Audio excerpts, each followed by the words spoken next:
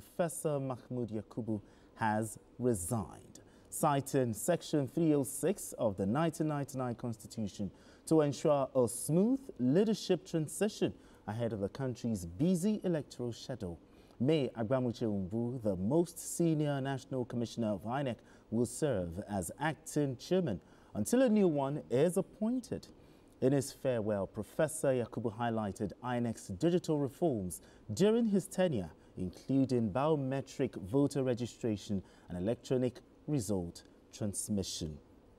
Okay, Mikhail, looking at this, in your... I hope the second guest will join us. Yeah, the second guest is still coming. That clear, because it's not right for me to be the only person talking here. Absolutely. The program is not designed in such a way that it's only BKO who will just be talking. So I think you need to reassure our guest that a second guest is coming. Absolutely, a second guest is still coming. Majid Jami will join us later on the show. But looking at this, in your opinion, how will you evaluate Professor Mahmoud Yakubu's tenure? I mean, in terms of electoral integrity, in terms of innovation, and in terms of public confidence?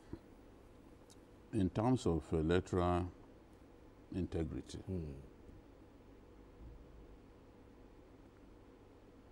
Professor Mahmoud brought some innovations that were not there. In our country, we don't like giving people credit at all, especially if we don't. It's only the people that we like that we give credit to. And I keep saying, some of us don't. We have lost many friends because we will criticize our own friends in public. And after that, they block you. Good.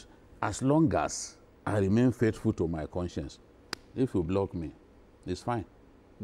As long as God does not block me and He still permits me access to Him, I can pray to Him and He answers my prayer. Your blocking amounts to nothing to me. Before now, we had a situation in which underage voters, you see 6-year-olds, they will queue up and be voting in our elections. Go and check visuals of the 2015 election. It was so embarrassing, so shameful to us as a country that 12-year-olds, 7-year-olds were lining up. We had the card reader. The card reader was our first step towards electronic verification of the voter, whether the voter is eligible to vote.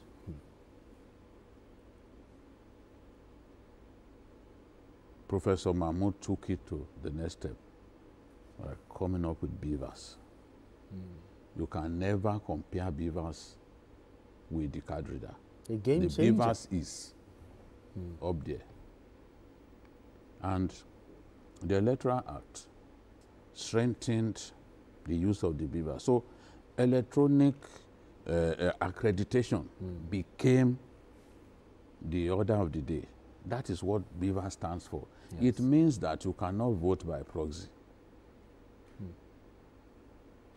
The beavers will ascertain your biometric features before determining that you can vote. Your picture and everything, your face. We didn't have that before. Electronic transmission of results. We didn't have it before. It was this man that introduced it. We didn't have it. We cannot dismiss all of what he did because the presidential election, they were doing electronic transmission of results, and at some point they stopped.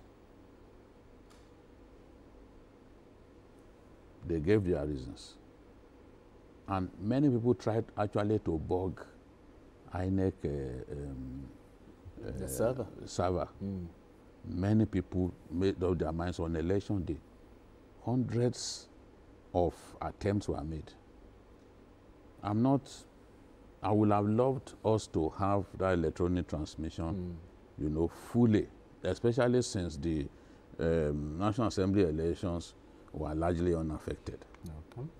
But the law permits you to use both where, they say where applicable, where you cannot use the second option, you can use another option, you can use manual. That's what's in the law. So for me, I'm happy that these days I don't see CCROs line up to vote. It was under Mahmoud that it came to an end. I dare anybody to fact check me. There are still visuals of 2015 election, especially in northern Nigeria where we saw CCROs voting. In southern Nigeria and some other places too, the incident form, when we had a card reader, we still had the incident form. People bypassed the card reader to use the incident form, which allowed them to manipulate the election. It allowed for thorough, significant vote rigging. Because everybody will just write their names. Exactly. No. How many such cases did we see under once Mahmoud began to automate our voting process? What you can accuse Mahmoud of, which affects electoral integrity, is the influence of political players. Political players appoint people to work in INEC, the RECs, the national commissioners. They are all appointed by political players, people in government. Mahmoud's duty was not to appoint such people. So if partisan people get appointed into such positions and they contribute to the rigging of elections, will you blame the INEC? You cannot blame them because he is not an appointive person, officer. No. That is an area that we should look at if we truly want electoral integrity to take root in our country. Today, why do you think vote buying is rampant in our country? Because people have seen that they could no longer rig elections the way they used to. So if you want to win, the best guarantee is to use money, buy the voters, compromise the voters. Electronic transmission of results was trialed for the first time, in the Edo governorship election, which gave Obaseki a second term. And it was successful. Nigerians liked it. So we can't have a situation where people just condemn a man as if nothing good took place in his time. This is the way some of us are. Immature people. Mature people will give you credit and blame you where you need to be blamed. As far as they are concerned, the man did not do anything good. When this man stood up and followed and decided to abide by what the judiciary said in the case of Zamfara, and APC lost all the... They did not call him an agent of the ruling party. PDP came from nowhere after terribly being defeated in the election. They took all the seats because the INEC chairman stood firm that we will abide by the law, by the judgment of the court. So you cannot, if there are, and there were other occasions too when the ruling party lost out through the courts. Exactly. Look at Bayelsa. The man had even begun swearing in. He had become doing rehearsals. Yeah, rehearsal for the swearing in. When Supreme Court ruled, that they will learn. They are not going to get there. So for me, we must look at the reforms that he instituted. Those reforms were meant to give us credible elections. So the interference of political players, we cannot wish it away. For me, I would rather blame political players for some of the problems that were about. To simply attack a man and not admit that, yes, he did some, he contributed, he made some good contributions. Things, it's not fair at all. It's not fair. All right, we have Majid Jami joining us. Majid, so good to have you here at the table on Thank you, Journalist and Hangout. let me apologize to our viewers for coming late. I mean, Lagos traffic could be unpredictable at times. All right, then. You look at a 1 hour journey, it becomes 1.5 hours. So All right, then. That's why you should leave your house on time. All right, then. You can't come here and be blaming Lagos traffic. It's an everyday thing. Exactly. You know? But all right, Majid, before you came, we're talking about Professor Mahmoud Yakubu. But just in a few minutes, talk to me. How would you evaluate his tenure and the helms of affairs of if I'm to rate Yakubu, it's 10 years, I'll give him 70 over 100, or even 75. 75? Yes. What were the things? Yeah, because, see, like Biko said, I was listening online as I was coming, like Biko said, you know, the reforms he brought into INEC, he first started with the card reader, and he graduated to BVAS, that's biometrics. It was started card reader, but then he graduated to BVAS. Yes. That's the biometrics. So that's a double layer, this thing that has gradually, drastically reduced the incidence of overvoting, underage voting and stuff like that. But you see, the thing is, if you bring Prophet Muhammad or Jesus Christ to be INEC boss in Nigeria, as long as the stakeholders, the major players, which are the politicians, they want to be desperate, they want to win at all costs. They believe that if you don't win on election day, then you're on your own. As long as they want to follow Obasanjo's do or die dictum, that, the election should be do or die, we will always have a problem. It's not the leadership. Yeah, the leadership might have some issues, but it is we, the followers, especially the politicians in Nigeria, that are the problem. The moment, see, nobody admits that he loses an election fair and square. Only very few occasions. Like we saw in the case of Jonathan, who even Orubebe wants to say, no, we have to win this election or we'll die. So, for Mahmoud, he has done his bit. So for those who are saying, Mahmoud would have looked at the case of Lagos, for example, where... I'm not allowed Obi to win. But if it's that easy, it could have changed the figures. It could change the figures. Especially, APC lost in 10 states where they had APC governors. APC governors.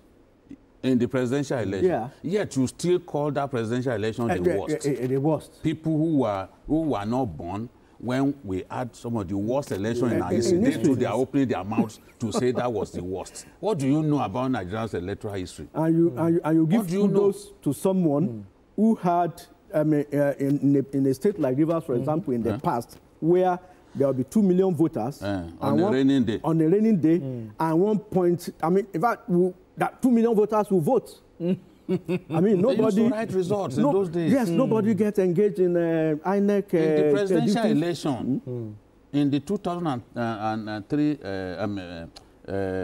presidential election in Ogun State, Obasanjo's home state, he still needed to rig. The number, the votes recorded 2003 was higher than the number of registered voters in the president's home state. He still needed to rig to be reassured that his own people will vote for him. And the same man goes around pontificating, behaving like he's cleaner than the Pope. So this is the situation. They used to write results in those days. Yeah, they were just writing. But anyway, very soon, we should have a new INEC chair. Before nominating a new INEC chairman, what are the key considerations that must be taken care of? Yeah, you see, there's a process. Of course, the president nominates. Yes, and the Senate. And the Senate confirms. That has not changed. That's what the law says. That's what the law says. Before you can change that, you need the consensus of 24 out of the 26 states House of Assembly to concur. Then you come to the National Assembly. Both reps and Senate must concur to a change in the Constitution that allows that process. And I doubt if you can get that done in 6 months. An election is right in the corner. They're not even saying 6 years. So for those who are agitating that the president should not name, I don't know how they are going to. The president has to follow the Constitution. The waste report. But then what I am against is that a zone has not done it before. The Southwest has not done it. We should come to Southwest. We should get the best person for the job. It shouldn't be about It zone. shouldn't be about zone. Competence. No, it should be about competence. That's somebody who can really deliver, who can up the ante, who can build more than where Professor Mahmoud stopped and take it up. And I mean, some people have also argued, and I think I align with that argument, that Agbamuche-MBU, who is an insider, who is a lawyer, who is the most senior in INEC, should be allowed to at least be for the first time. That's against the law. Okay. Oh, yeah, against the law. Except the president nominates her. Of course, the president will nominate. I mean, president of course. will nominate and then confirmation. One, we can have a lady for the first time, and somebody from INEC for the first time. So that could be this thing, but then... we don't need to play the gender game here. But then there has been... Let's go for the best. There has been the name that is popping up, Professor... there's some names that Let's leave the president to do... Professor Amupito is coming. Let's leave the president to name... whoever he not, wants. because nobody...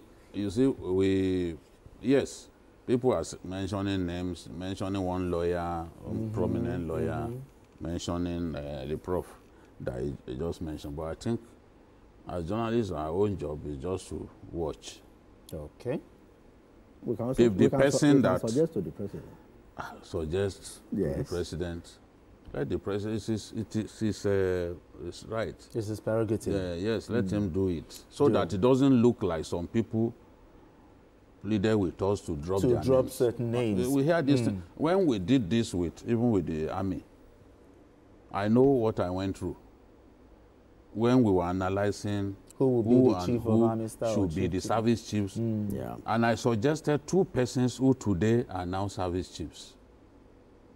The CDS. The current CDS? I came on this program, I suggested him, that one of the finest officers, this and that. Soldiers were threatening me with death. Really? Yes. I still have the messages. So let's leave who the president wants to pick. But one thing will be certain, if the president picks someone from northern Nigeria, it means that the North has produced the last 3 INEC chairs in our country. You know? So, Professor Jega. Jega to Mahmoud from Northeast, Jega from Northwest, Mahmoud from Northeast, and then maybe someone from North Central. All right, then. All right, we need to go on this quick break, and when we return, the conversation continues. Don't go away. It's still journalist Hangout.